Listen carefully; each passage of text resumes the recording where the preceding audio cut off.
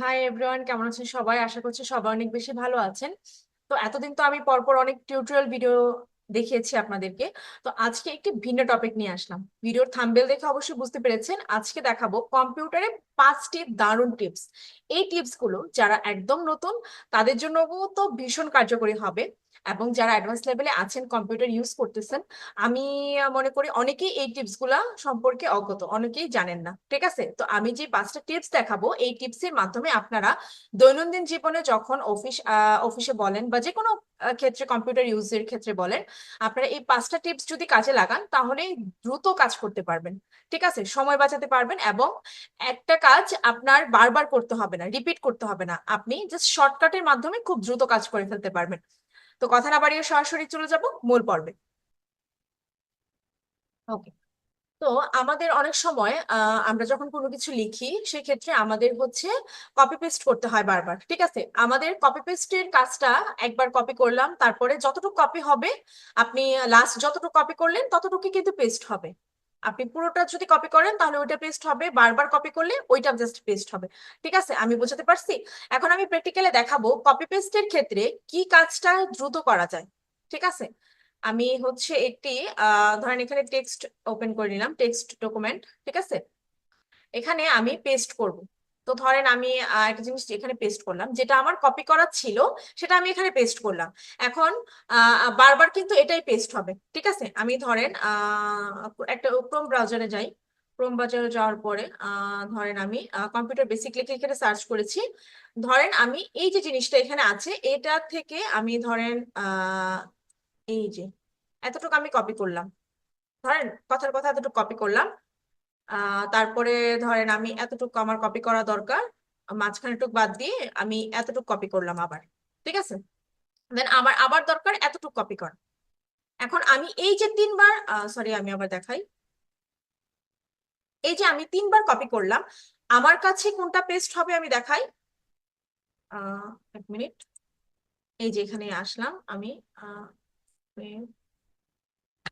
ওকে, এখন আমি আপনাদেরকে পেস্ট করে দেখাই। এই দেখেন কোনটা পেস্ট হয়েছে, আমি দেখাই আবার।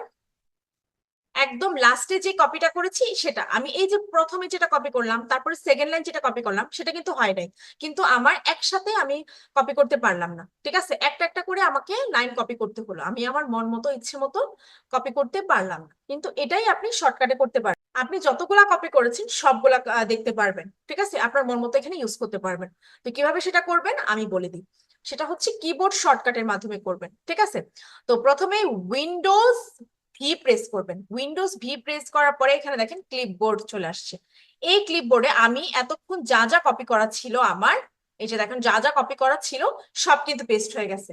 দেখেন, এই দেখেন এখন আমি আমার ইচ্ছে মতো ধরেন এটা আমি পেস্ট করলাম, এই যে হয়ে গেছে। ঠিক আছে, দেন আবার আমি উইন্ডোজ ভি যদি প্রেস করি, এই যে এটা দিলাম, এই যে। ঠিক আছে, দেখেন কত দারুণ একটা ট্রিক। আপনি পরপর জাস্ট আপনার মন মতো যে কোনো কিছু কপি করবেন। আপনাকে, আপনি যদি ম্যানুয়ালি করতে যান, সেক্ষেত্রে আপনাকে জাস্ট লাস্টে যেটা কপি করেছেন সেটা পেস্ট হবে। ঠিক আছে, কিন্তু এই ক্লিপবোর্ডের মাধ্যমে যদি করেন, পরপর যা কপি করেছেন সবকিছু আপনি মন মতো পেস্ট করতে পারবেন। কি দারুণ না ট্রিকটা? এখন চলে যাব 2 নাম্বার টপিকে। ওকে, এটা আমরা সেভ না দিই। ওকে, 2 নাম্বার টপিকটা হচ্ছে এখানে সার্চ করব, আমরা সার্চ বারে সার্চ করব হচ্ছে স্টেপ রেকর্ডার। ঠিক আছে, কেন সার্চ করব এটা, স্টেপ রেকর্ডারের গুরুত্বটা আমি বোঝাই। ধরেন আপনি হচ্ছে এই যে আমি ক্লাসটা করতেছি বা আপনাদেরকে বোঝাচ্ছি, ধরেন আমি তো ভিডিও আকারে দেখাচ্ছি, অনেক সময় কি হয় কিছু কিছু টপিক স্ক্রিনশট আকারে অনেককে দেখাতে হয়। ঠিক আছে, তো স্ক্রিনশট আকারে বারবার স্ক্রিনশট লাইট শট দিয়ে নিয়ে নিবেন, সেটাকে ইন্ডিকেট করবেন, কি মানে একটু ঝামেলা।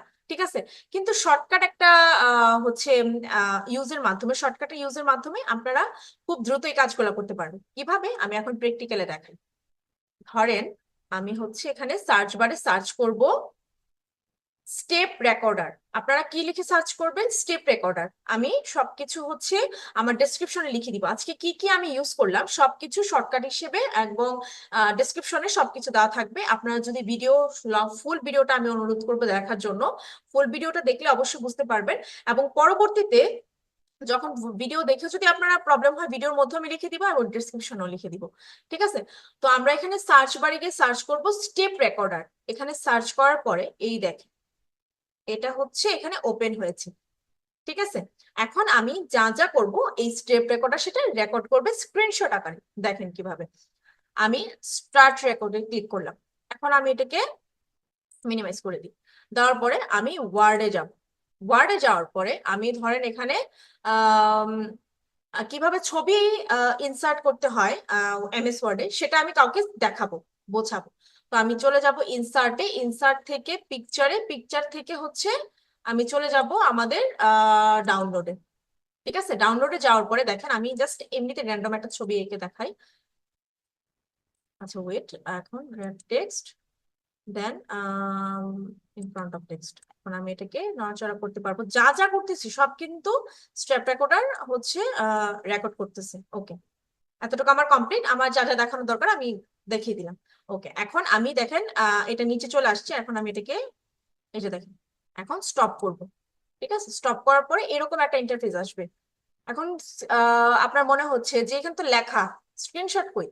ওয়েট, এই দেখেন, দেখেন আমি যা যা করছি সবকিছু স্ক্রিনশট হয়ে গেছে। দেখেন আমি প্রথমে কি করলাম, প্রথমে ভুল করে হচ্ছে এমএস ওয়ার্ডটা ওপেন করেছি, দেখেন। তারপরে এমএস ওয়ার্ডে আসলাম, তারপরে কিভাবে এমএস ওয়ার্ডে হচ্ছে লেখার পর ওই যে আমি পিকচারে গেলাম, তারপরে এই যে ডাউনলোডে ক্লিক করলাম, তারপরে হচ্ছে ডাউনলোড থেকে কোন ছবিটা নিলাম, দেখেন কোন ছবিটা নিলাম, একদম যা যা করেছি সবকিছু সে রেকর্ড করেছে। এই দেখেন, এই যে এখন আপনি এটা সেভও করতে পারবেন। এই যে দেখেন সেভ আছে, সেভে ক্লিক করে জাস্ট এখানে একটা নাম দিয়ে সেভ করে দিতে পারবেন। এই ফাইলটা আপনি কাউকে ফরওয়ার্ড করতে পারবেন, ঠিক আছে? কপি করে পেস্টও করতে পারবেন, ফরওয়ার্ডও করতে পারবেন খুব ইজিলি, ঠিক আছে? ওকে,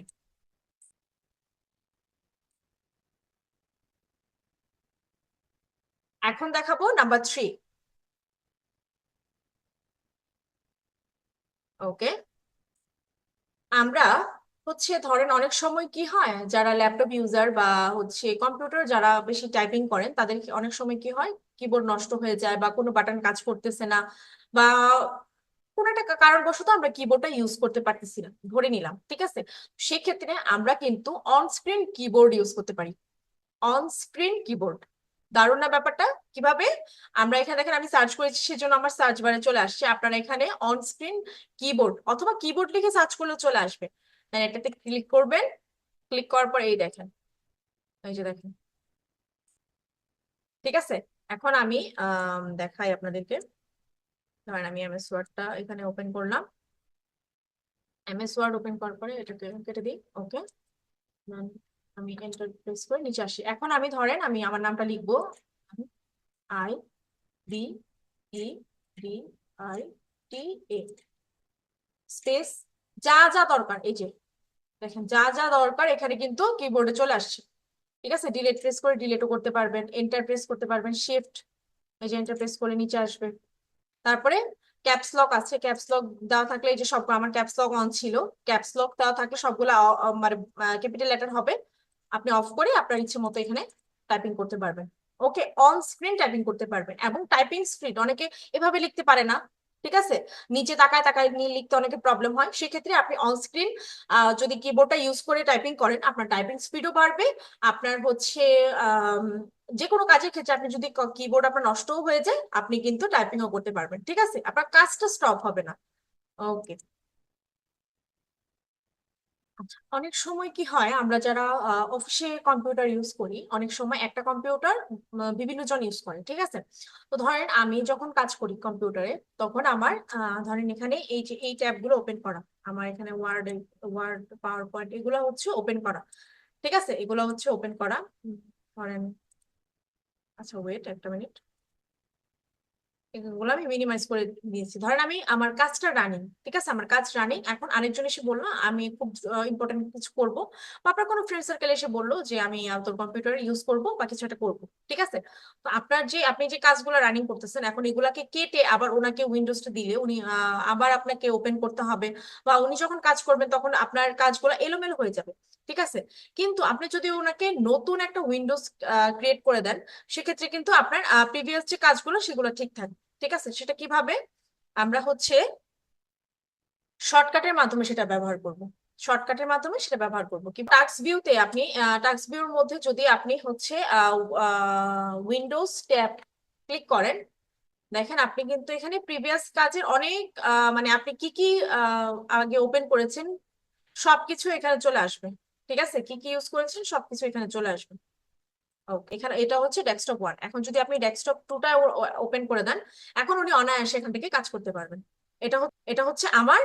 এবং আপনি যদি হচ্ছে ওনাকে আহ, আমি আবার দেখাই, উইন্ডোজ ট্যাব ওপেন করে যদি আপনি ডেস্কটপ 2তে ক্লিক করে দেন ওনাকে, এই যে উনি কিন্তু নতুনটা ইউজ করবে। ঠিক আছে, উনি হচ্ছে নতুনটা ইউজ করতে পারবে, কোনো সমস্যা হবে না। আপনার কাজগুলো আপনি অনায়াসে করতে পারবেন। ঠিক আছে। ওকে, লাস্ট একটা অপশন দেখাবো, সেটা হচ্ছে কিভাবে কোনো ডকুমেন্ট আপনি ওপেন না করেই এটার ভেতরে কি আছে সেটা দেখতে পারবেন। ঠিক আছে, তো কিভাবে আমি হচ্ছে চলেন হচ্ছে আমি প্রথমে ডকুমেন্টে চলে যাব। ডকুমেন্টে যাওয়ার পরে এখানে দেখেন আমার হচ্ছে এগুলো আছে। এখন আমি ধরেন আমি এই যে এই জিনিসগুলোর মধ্যে কি কি আছে এগুলা আমার তেমন কিছু নাই। আমি জাস্ট এমনিতে আপনাদের বোঝানোর জন্য দেখাচ্ছি। আমি হচ্ছে কন্ট্রোল কিবোর্ডের শর্টকাট ইউজ করব। ঠিক আছে, কিবোর্ডের শর্টকাট ইউজ করলে তো কি করব, alt P. Alt P use করে দেখেন একটি হচ্ছে আমাদের এখানে অপশন চলে আসছে, select a file to preview. এখন আপনি যে কোনো ফাইল এখানে সিলেক্ট করলে এটার মধ্যে কি আছে আপনি দেখতে পারবেন। ধরেন আমি এটাতে ক্লিক করলাম, এটার মধ্যে কিছু নাই দেখি। ধরেন আমার এটার মধ্যে আছে। ঠিক আছে, এটার মধ্যে কি আছে এটা আমি জানি না কি ক্লাসে। তো ধরেন এই যে এক্সেলের, এটা হচ্ছে এক্সেল ক্লাসের। ঠিক আছে, আমার এখানে তেমন ফাইল নাই। আমি ফাইলগুলো সব ডিলিট করে ফেলছিলাম।